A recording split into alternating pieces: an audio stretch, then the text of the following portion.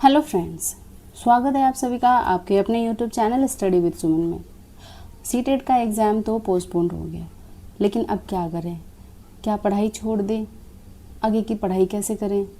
हमें तो एग्ज़ाम का डेट भी नहीं पता है कि हमारा एग्ज़ाम कब होगा। हमें तो कुछ क्लियर पता नहीं है कि हम क्या मान के तैयारी करें, कि हमें 20 दिन मिलने वाला है या 10 दिन मिलने वाला है, या फिर हमें कुछ लंबा समय मिलेगा।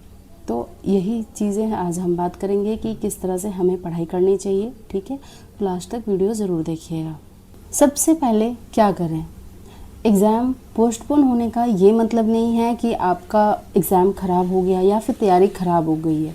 पोस्टपोन हुए हैं, कुछ आप लोगों की तैयारी अधूरी थी, आप उसको पूरा कर सकते हैं। कुछ लोगों की कुछ प्रॉब्लम थी जिनको अब मौका मिल रहा है तैयारी करने की, बट कुछ लोगों की तैयारी पूरी हो चुकी थी, बट उनके लिए थोड़ी सी कह सकते हैं सैड न्यूज़ है। लेकिन अगर आप और जो कमज़ोरियाँ थी उन पे अगर फोकस करते हैं तो हो सकता है कि इन दिनों में और आप ज़्यादा बेहतर रिज़ल्ट ला सकते हैं। लेकिन क्या तरीक़ा से अपनाएं, क्या पढ़ें? शुरू से शुरू कर दें?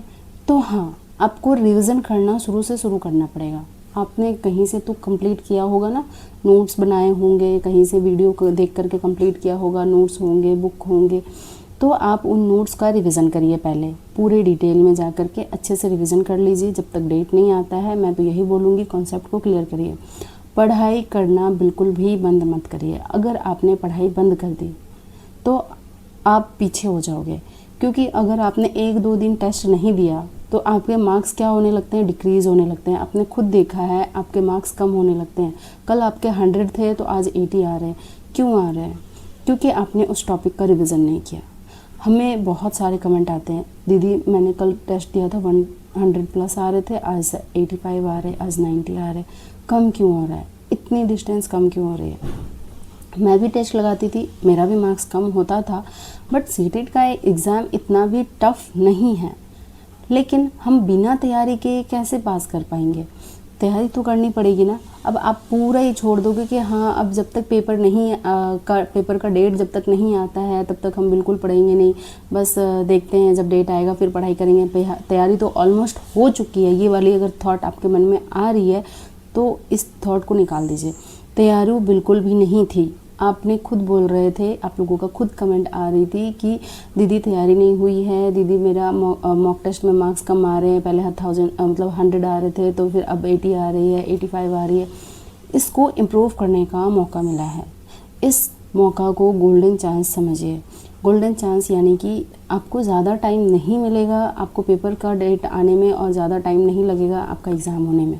तो आप तैयारी बिल्कुल भी मत छोड़िए। जिस तरह से तैयारी कर रहे थे उसी तरह से आगे की तैयारी कीजिए। उससे आपको होगा ये कि आपका डिक्रीज़ नहीं होगा नंबर। आपने सपोज़ कि आपने रिवीजन करना छोड़ दिया, आपने टेस्ट लगाना छोड़ दिया, टेस्ट की गलतियों को रिवीजन करना छोड़ दिया, नोट्स देखना छोड़ दिया, तो आप जब दोबारा टेस्ट लगाओगे ना 2 दिन के बाद, 4 दिन के बाद या 1 सप्ताह के बाद, आप जब भी आपको होश आएगा कि हाँ अब पेपर आ गया, ऐसे करते हैं ना आप लोग, पेपर अभी छोड़ देते हैं, पढ़ेंगे बाद में, और फिर जब आपको होश आएगा तब आप टेस्ट लगाओगे, फिर आप देखोगे कि जो 100 आ रहा था ना उससे ऑटोमेटिकली डिक्रीज़ हो जाएंगे। तो डिक्रीज़ ना हो, इसको लगातार कंटिन्यू इंक्रीज़ हो, इसलिए आपको पढ़ाई करना है। इसीलिए आपको अपना पढ़ाई को कंटिन्यू रखना है। ठीक है, अब ये पढ़ाई क्या करें? शुरू से शुरू कर दे। शुरू से शुरू करने की बजाय आप नोट्स से शुरू करिए, क्योंकि आपके पास नोट्स है। अगर नहीं है कंपलसरी है बना लो, क्योंकि अभी टाइम है आपके पास। अब मत बोलना कि मेरे पास नोट्स नहीं है। किसी का भी मत बनाओ, सीडीपी का बना लो। कहाँ से बना लो? अगर बैच नहीं है तो मैराथन से बना लो, बैच है तो बैच से बना लो। पीडीएफ से मत पढ़ा करो। आप बोलोगे कि मैंने पीडीएफ से पढ़ा, पीडीएफ से पढ़ के भी मेरे मार्क्स अच्छे आ रहे, आएंगे, पर मान लो कि जब गलती होगी तब आप रिवीजन कहाँ करोगे? पीडीएफ में। जब पेपर 1-2 दिन बचेंगे, 1 सप्ताह बचेंगे, फिर कहाँ रिवीजन करोगे? पीडीएफ में। हर टाइम फ़ोन नहीं, ये चीज़ गुड नहीं है। इसीलिए मैं बोल रही हूँ कम से कम सीडीपी का आप नोट्स बनाइए। सीडीपी इसलिए क्योंकि सीडीपी का ना वेटेज बहुत ज़्यादा है सीटेट में। आपको पता है सीडीपी का इतना इम्पॉर्टेंट रोल है कि 150 में से आउट ऑफ 90 तो सिर्फ और सिर्फ सीडीपी ही है। ठीक है, और आपको कोशिश करना है कम से कम सीडीपी का नोट्स कंप्लीट हो आपका। ओके, सीटेट पोस्टपोन होने का मतलब ये नहीं है कि ये आपका टाइम रेस्ट का आ गया है।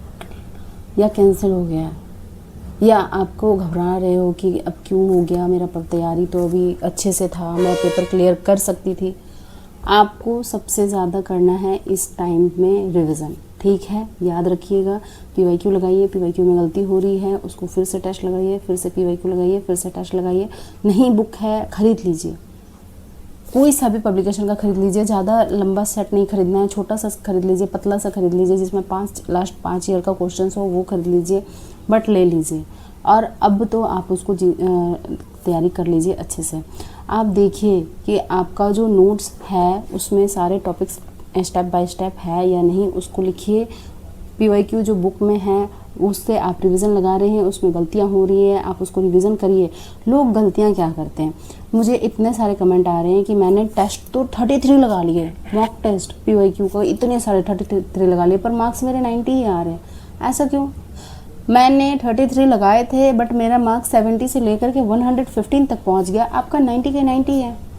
इट मीन्स कि आप रिवीजन नहीं कर रहे हो। मैंने फिर रिप्लाई में कमेंट में पूछा भी उनसे कि आपका रिवीजन कर रहे थे आप उस टेस्ट का? बोलती नहीं, मैंने तो रिवीजन ही नहीं किया। तो आप बताइए, जब आप रिवीजन नहीं करोगे तो मार्क्स कैसे बढ़ेंगे? सपोज कि आपने टेस्ट लगाया, 100 मार्क्स आए, 50 मार्क्स गलत हो गए। अब उस 50 मार्क्स में जो भी 50 का क्वेश्चंस था, उस क्वेश्चंस के टॉपिक को आपने लिखा और रिवीजन किया। लर्न कर लिया नहीं, रिवीजन किया मतलब समझा। लर्न करना नहीं होता है, उसको समझना होता है कि गलती क्यों हो रही है, कहाँ पे हो रही है, क्या टॉपिक है।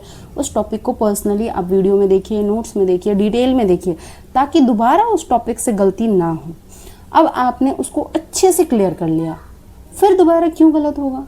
वो मार्क्स क्यों नहीं इम्प्रूव होगा? आप बताइए, फिर दोबारा आप टेस्ट लगाओगे तो वो टॉपिक गलत होगा क्या? नहीं होगा। पर आप लोग ये सब नहीं करते हो, ये सबसे बड़ी गलती है जो कि आप लोग नहीं करते हो और आपके मार्क्स इम्प्रूव नहीं होते। मार्क्स इम्प्रूव करना है तो यही करना है। टाइमर लगाइए, टाइमर लगा करके आप अपना क्वेश्चन सॉल्व करिए, टाइमर से ही करिएगा। प्रैक्टिस टाइम का भी यहीं पे होता है, एक साथ के साथ होते जाएगा। क्वेश्चन का प्रैक्टिस, गलतियों का सुधार, टाइम मैनेजमेंट सब एक साथ के साथ हो जाएगा। ये नहीं कि अलग से अब मैं क्वेश्चन का प्रैक्टिस कर रही हूँ, फिर मैं बाद में टाइम मैनेजमेंट करूँगी, फिर बाद में मैं रिवीजन करूँगी, ये चीज़ें नहीं होती है।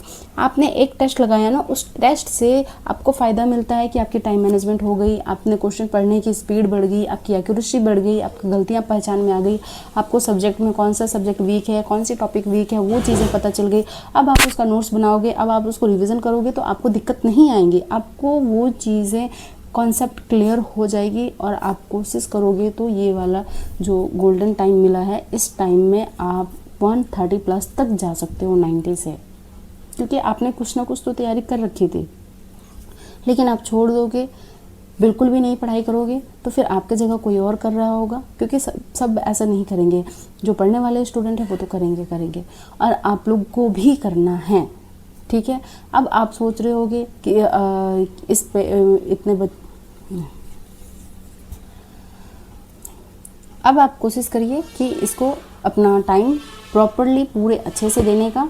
कहीं पे भी कोई भी दिक्कत आती है, मैं लाइव आती हूँ, दिन में भी आती हूँ, रात को भी आती हूँ, तो कोशिश करिए लाइव में ज्वाइन करने का। जो भी डाउट होता है, जो भी दिक्कत आती है, आप वहाँ पे पूछिए, आपका डाउट क्लियर हो जाएगा, ठीक है। मिलते हैं अगली वीडियो में, आज के लिए बस इतना ही।